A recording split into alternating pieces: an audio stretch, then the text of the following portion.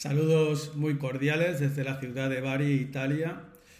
Quiero en primer lugar pedir disculpas por no estar presencial en Valencia como me hubiera encantado.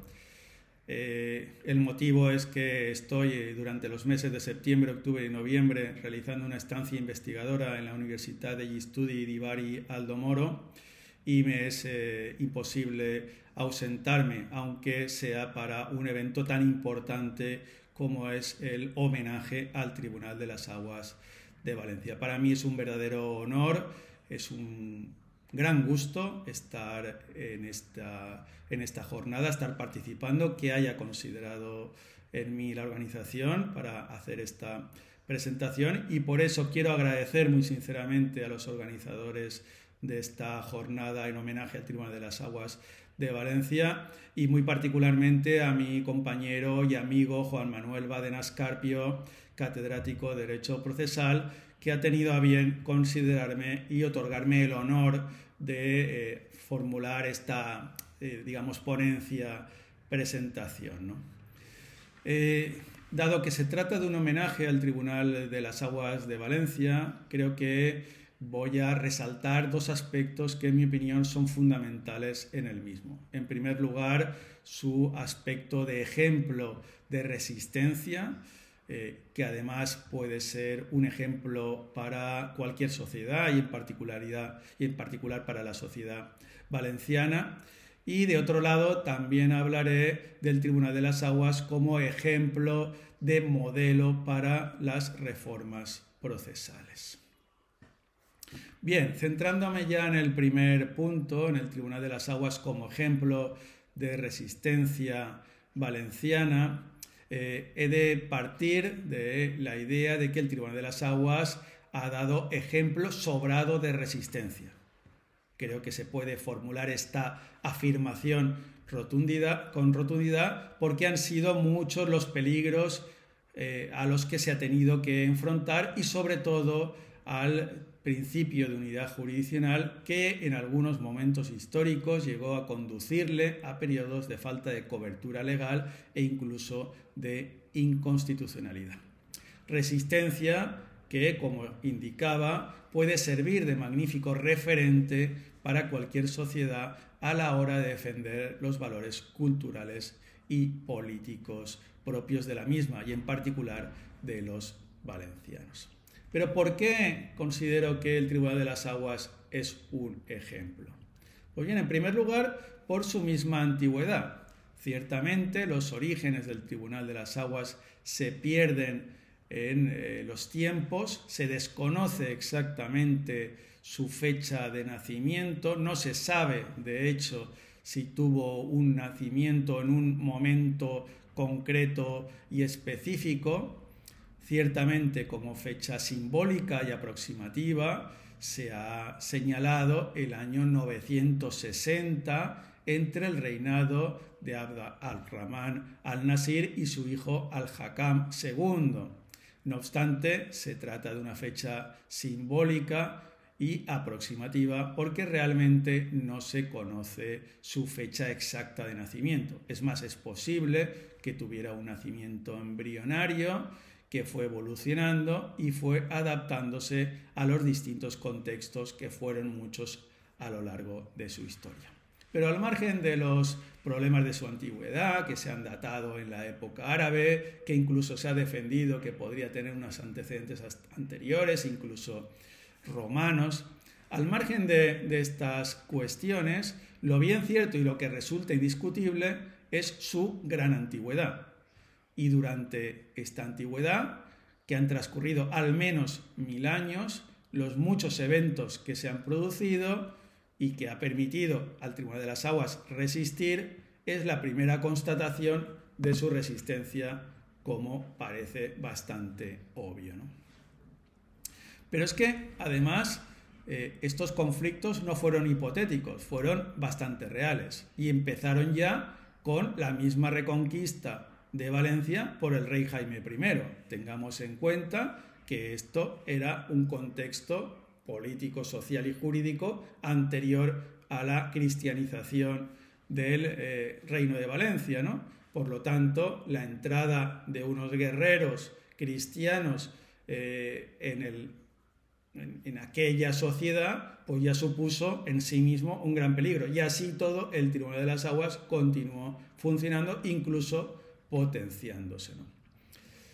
En la época foral ya se produjeron ciertos choques entre poderes del propio, digamos, Reino de Valencia, ¿no? En primer lugar, el mismo nombramiento de un sobreacequiero, también cuando el justicia de la ciudad pretendió atribuirse el derecho a percibir multas y el mismo acequiaje, o cuando el baile general entendió que podía conocer de las cuestiones relativas al agua. En todas estas cuestiones, en todos estos enfrentamientos, el Tribunal de las Aguas se mantuvo incólume defendiendo su ejercicio de su jurisdicción. Ciertamente estos, digamos, enfrentamientos tienen cierta importancia, sin duda, que es relevante, aunque sea relativa, pues forman parte, digamos, de la cierta normalidad en las relaciones entre los poderes. Hoy mismo, actualmente, en estos momentos, si analizamos distintos choques entre distintos poderes, observaremos cómo se siguen produciendo, ¿no? Pero lo bien cierto, al margen de que puedan ser más normales, más habituales, que formen parte de cierta normalidad, lo que es seguro es que el Tribunal de las Aguas nunca abandonó ni cedió su poder. Siempre defendió el ejercicio de su competencia. Se produjeron otros muchos eventos que sería imposible detallar exhaustivamente, pero quizá merece destacarse que resistió a la abolición de los fueros por los decretos de Nueva Planta, resistió a la ocupación del ejército francés e incluso resistió a la Guerra Civil Española y a los eventos políticos posteriores que se han ido produciendo a continuación, ¿no? El mayor peligro, quizá, para el Tribunal de las Aguas de Valencia se produjo como consecuencia de la unidad de fuero o unidad jurisdiccional que impuso ya la Constitución de Cádiz de 1812. Se trata, como digo, del principal peligro, porque aunque este principio suponga un avance y sea un síntoma de modernidad, pues eliminaba privilegios, tendía a la igualdad, previene desviaciones frente a ataques a la independencia judicial.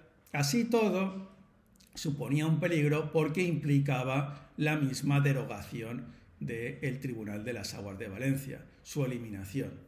Todos los tribunales han de ser iguales, el Tribunal Específico de Regantes de Valencia, por lo tanto, en consecuencia, tenía que ser eliminado, tenía que ser derogado. No obstante esta derogación, el Tribunal de las Aguas de Valencia continuó funcionando, de hecho, aunque fuera entre la inconstitucionalidad y la ilegalidad transitoria, ¿no? Ciertamente esta Constitución de Cádiz no tuvo una verdadera eficacia supresora porque, de hecho, se mantuvo y el Tribunal de las Aguas tuvo ocasión de subsistir a la propia Constitución. El último de los peligros, y no menos importantes, viene de fechas relativamente recientes, de la propia Constitución española de 1978, actualmente vigente. Como es sabido, la Constitución española, en su artículo 125, exige que los tribunales sean consuetudinarios y tradicionales. Y afortunadamente, el Tribunal de las Aguas de Valencia nunca cedió a perder su carácter consuetudinario con una regulación, a pesar de que no hubo intentos de que esto fuera así. Lo bien cierto y lo que está claro es que el Tribunal de las Aguas mantuvo su carácter consuetudinario y gracias a eso, y a diferencia de lo que ocurrió con otros tribunales, como algún tribunal de censos, el Tribunal de las Aguas mantuvo su carácter consuetudinario y afortunadamente mantuvo su jurisdicción. Bien, está claro que el Tribunal de las Aguas de Valencia resistió. Podemos reflexionar sobre las razones de por qué se produjo esta resistencia. Muchas de ellas, algunas de ellas, ya han sido puestas de manifiesto por la doctrina. Ahora haré una referencia somera a la misma. Además, añadiré alguna otra razón que, en mi opinión, es todavía más importante de las que se han aportado, ¿no? Bien, lo bien cierto es que las razones de la resistencia son diversas. Los diversos tratadistas se han ocupado de ellas y, en primer lugar, se podrían destacar sus propias características generales que favorecen esta resistencia. Y lo favorece su carácter consuetudinario, de modo que es adaptable, y al ser adaptable pues tiene más posibilidades de subsistir. También por el mero hecho de ser tradicional, por lo tanto por poseer antigüedad y autoridad que genera respeto, y esto también favorece su resistencia. Y también por contar con un ámbito territorial lo suficientemente extenso como para generar conflictos, pero lo suficientemente reducido como para que no represente un peligro significativo visto desde Madrid. Se trataría de un pequeño puntito allá en la lejanía, en lo que ellos llaman el Levante español, que, bueno, pues que por su escasa importancia, pues no le prestan una atención derogatoria que podría haber significado su eliminación. Bien, al margen de estas características generales, lo bien cierto es que el Tribunal de las Aguas tiene muchísimas ventajas, ¿no? Y que han puesto de manifiesto los autores. Voy a hacer una pequeña síntesis destacando aquellos que, en mi opinión, son más representativos, más importantes. En primer lugar, Xavier Borrull se refería a la necesidad de conservarlo, decía literalmente, para impedir los notables daños que de otro modo resultarían a la agricultura, también por la idoneidad de los síndicos y su legitimidad democrática. Algo más tarde, Antonio Rodríguez de Cepeda destaca ventajas como el respeto, la popularidad y la autoridad fruto de su historia, las ventajas del proceso como la sencillez, la justicia, la igualdad, la imparcialidad, la independencia, la rapidez y la eficacia. Y por último, es necesario citar a Víctor Fairén, que destaca también sus ventajas. Se refiere a la autoridad del tribunal por su valor, su prestigio, su altura moral, su imparcialidad, su superioridad. También al valor del proceso, adecuado objetiva y subjetivamente, un proceso económico, un proceso fácil, un proceso comprensible, accesible, público, entrañable y querido. También se refería a sus ventajas prácticas, porque, en su opinión, de no mantenerlo hubiera sido un retroceso que generaría insatisfacción y además supondría gastos, porque exigiría especializar a jueces ordinarios y de ese modo perdería un proceso rápido, un proceso barato, un proceso que ha sido y es ejemplo mundial. Otra de las razones por las que hay que considerar que ha resistido es porque se trata de un proceso diseñado para minimizar el error y para alcanzar la verdad. Por tanto, para conseguir la justicia y por ese camino para generar respeto y, por lo tanto, para lograr que se mantenga. Y esto se consigue principalmente mediante los poderes de oficio en la obtención y en la práctica de la prueba.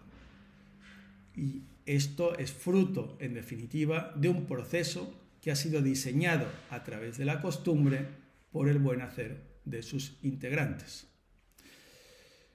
Y ahora quisiera resaltar el motivo, en mi opinión, más importante de por qué ha sido resistente el Tribunal de las Aguas y que parece que ha sido de algún modo orillado o desconocido y no se ha puesto de manifiesto. Yo creo que esto es la verdadera razón de por qué ha resistido el Tribunal de las Aguas y es sencillamente por la tenacidad del agricultor valenciano. El agricultor es el que ha conseguido un proceso que tiene virtudes y que ha generado respeto. Al agricultor es al que se le debe la voluntad de mantener la jurisdicción íntegra del Tribunal de las Aguas. Por lo tanto, todo parte y se debe al agricultor valenciano, capaz de construir un proceso, capaz de diseñar un sistema muy conveniente, muy ventajoso y de mantenerlo. Es, por lo tanto, el agricultor valenciano el motivo, la razón de por qué ha subsistido el Tribunal de las Aguas. Ciertamente que en lo inmediato es por las ventajas del tribunal, pero estas ventajas del tribunal, estas ventajas del proceso, se deben a su diseño, y su diseño a través de la costumbre es debido al buen hacer del agricultor valenciano. Por lo tanto, es el propio Tribunal de las Aguas y las personas que lo han integrado durante siglos los que son ejemplo para los valencianos, para cualquier sociedad que quiera mantener sus valores y se le respete. El segundo aspecto que quería resaltar del Tribunal de las Aguas de Valencia es el de ser modelo para la reforma procesal. ¿Y por qué puede ser modelo para la reforma procesal? Pues igualmente por las propias características del proceso que voy a sintetizar. En primer lugar, por su legitimidad democrática.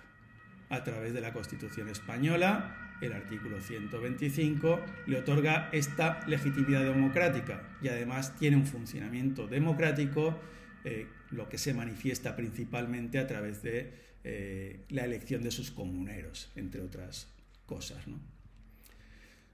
En segundo lugar, se trata de un proceso consuetudinario, como ya he indicado, se crea por su propia jurisprudencia, lo que le permite adaptarse a las necesidades y, por lo tanto, lo que permite que sea un proceso rápido, que sea un proceso barato y que sea un proceso de calidad en cuanto a la certeza, lo que es, obviamente, una aspiración de toda reforma procesal.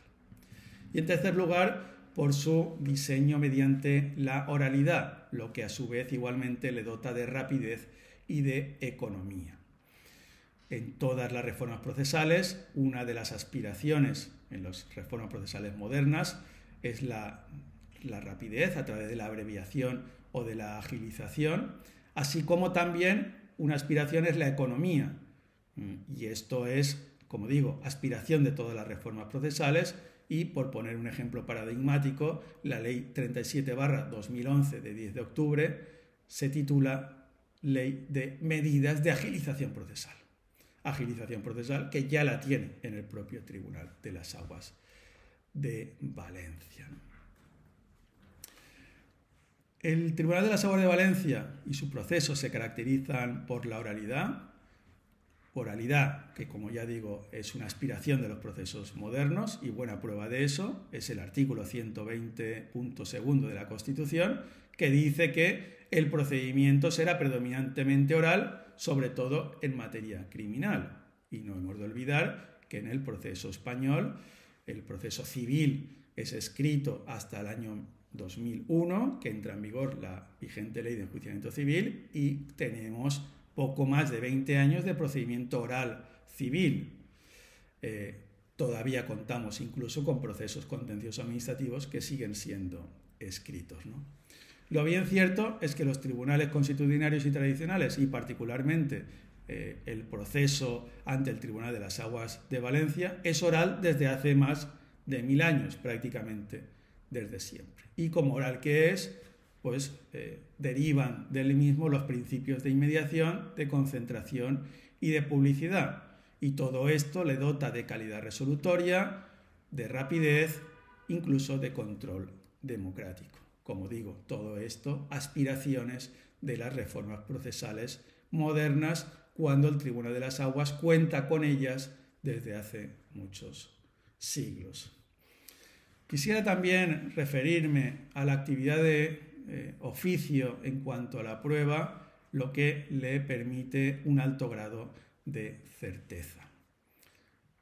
Actualmente existe un importante debate en la doctrina procesal sobre cuáles han de ser los poderes o la actividad del juez, hasta dónde ha de llegar, si ha de ser un juez pasivo o ha de ser un juez más activo.